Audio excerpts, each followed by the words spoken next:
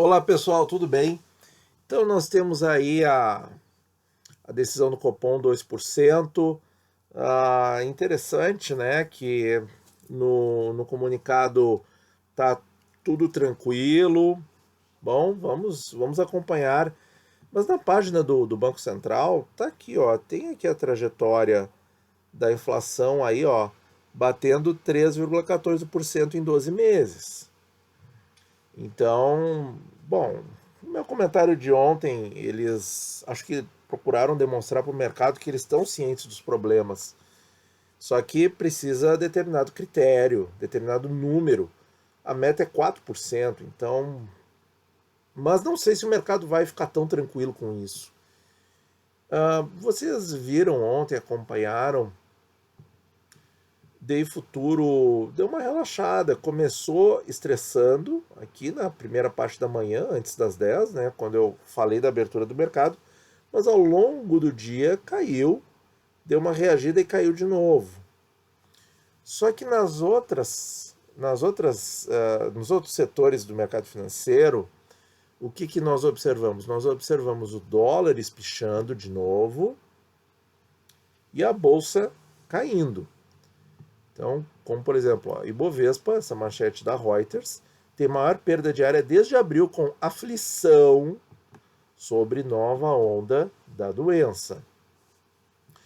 E nesse sentido, aí a gente está vendo assim, o que aconteceu? O dólar subiu e a bolsa caiu, mas os juros caíram junto, o que não faz sentido, porque a queda dos juros deveria ocorrer por uma redução da percepção de risco. Só que o que o outro lado do mercado, que é ações e dólar, está vendo é um aumento de risco. Como vocês viram aqui, a aflição sobre a nova onda.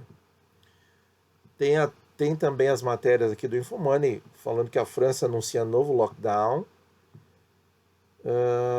lockdown na Alemanha, essas coisas todas. Então, gente, eu não sei. Apesar dessa pernada para baixo do Day Futuro, eu acho que está tudo muito instável. Está tudo muito instável. E realmente, na quarta-feira, a gente percebe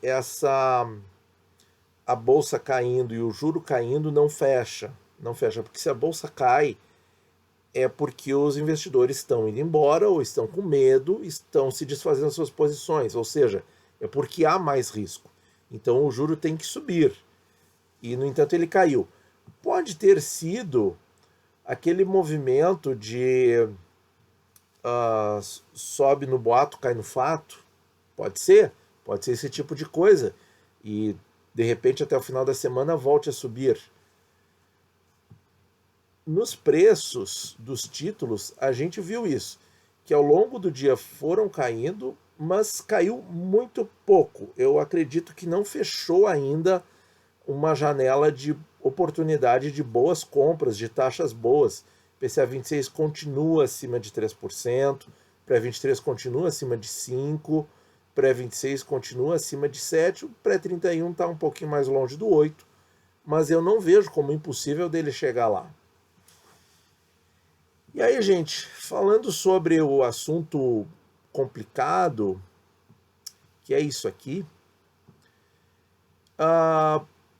eles têm razão de estarem preocupados? Tem razão de estarem preocupados. Esse site aqui é maravilhoso, worldmeters.info/coronavírus. Então, gente, aqui olha só, na França, gente, isso aqui foi a primeira onda. Teve lá o seu pico com 7.500 casos. E olhem a escala da segunda onda. Olhem a escala. Com um pico de 50 mil casos.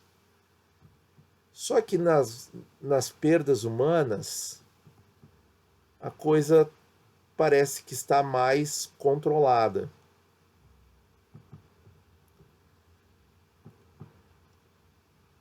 Na Alemanha é a mesma coisa, só que não tão drasticamente.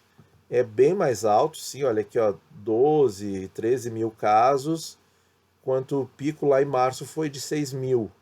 Mas não é tão gritante a diferença como a curva da França. E nas perdas humanas a mesma coisa. Se concentraram lá em março e por enquanto os números estão mais modestos. Na Espanha a mesma coisa, olha aí, com um pico de 20 mil casos, perto de o dobro, né, do que teve em março. Nas perdas humanas a mesma coisa, quer dizer, os números mais terríveis, mais catastróficos foram em março e agora mais discretos. Na Itália, a mesma coisa. E aqui a gente está vendo 21 mil casos, quanto que lá em março, lá no comecinho, não chegou a 7 mil, quer dizer, quase 3 vezes.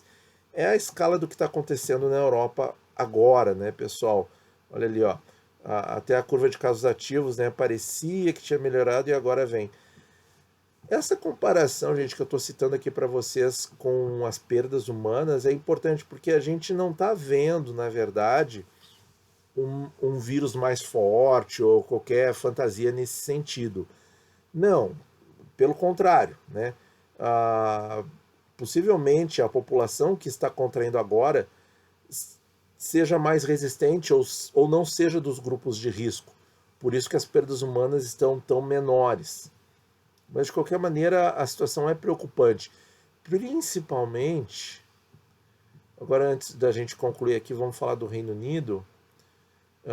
Mesma coisa, e aqui chegaram a 26 mil casos, o pico, comparado a um pico de menos de 8 mil casos, também 3 vezes mais agora, e nas perdas humanas, a coisa um pouco menos drástica, né?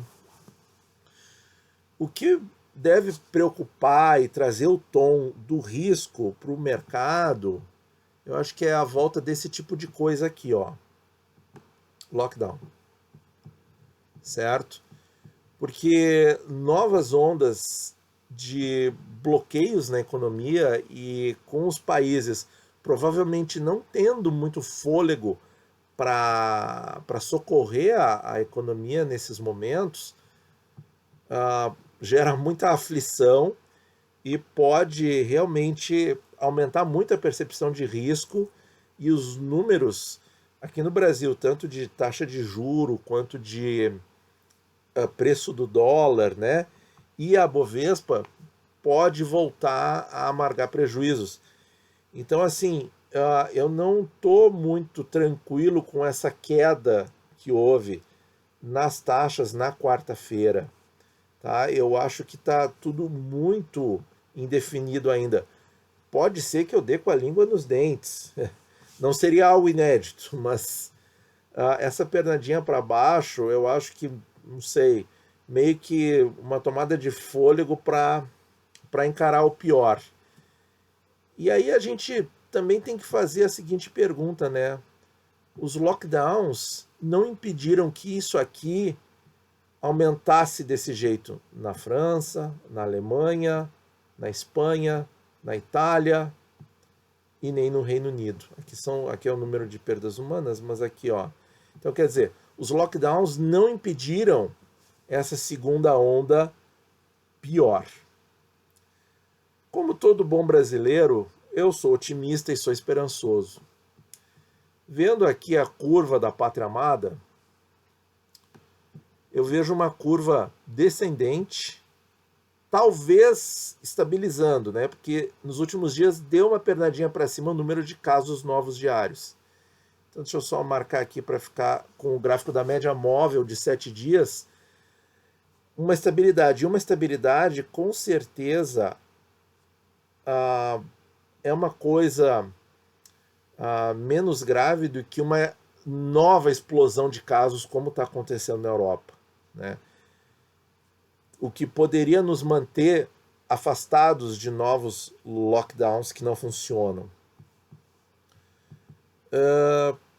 E no número de perdas humanas aqui no Brasil, a curva continua caindo, o que é fantástico, incrível.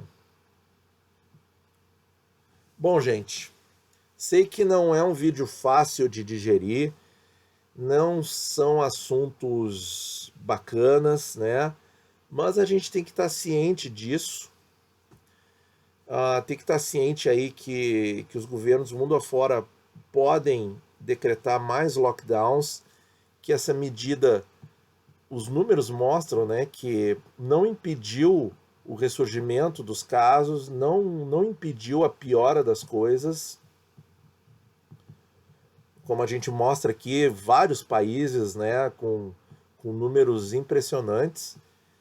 E o Brasil, nesse aspecto, eu continuo achando que está melhor, certo? Porque a nossa curva está ou atingindo um platô ou caindo. Claro que sempre é muito cedo para concluir qualquer coisa, mas eu espero que na economia do nosso país não haja novos lockdowns, porque o Brasil não vai ter capacidade de fazer frente com o fiscal do jeito que já está, com o ano de 2020, com todo o gasto que se fez, estender isso para 2021 adentro, o país simplesmente não tem condições de suportar. Mas a gente vê que a nossa curva está um pouco mais favorável. Outro aspecto é o seguinte: se os investidores internacionais começarem com a aversão a risco novamente, como foi lá em março e abril, a gente pode ver tudo aquilo de novo, mesmo o Brasil tendo uma curva da doença mais favorável. Então, gente, eu acho que assim, ó, tem que apertar os cintos, tá? Continuar se cuidando, e a coisa pode vir a piorar, as taxas podem vir a subir e ficarem num patamar mais elevado. Tá tudo muito cedo ainda, a questão não está definida, a vacina progride no seu tempo, mas é que assim as economias, os mercados precisam da vacina para ontem e ela está no seu tempo, tá, talvez até um pouco rápido, porque já está em fase 3 de estudos, então é isso, mas o estresse, na minha visão, eu acho que persiste, né? Eu acho que persiste e o que a gente tem que fazer é se cuidar. E na parte do investimento, a gente tem que tentar pegar as taxas melhores, manter um bom fluxo de caixa, que é muito importante, que se as taxas voltarem aí para algo acima de 4,5 nos IPCAs longos, vai ter muita chance de investimento bacana para fazer no Tesouro Direto para o longo prazo. Tá certo, gente? Muito obrigado por ouvir e bons investimentos a todos.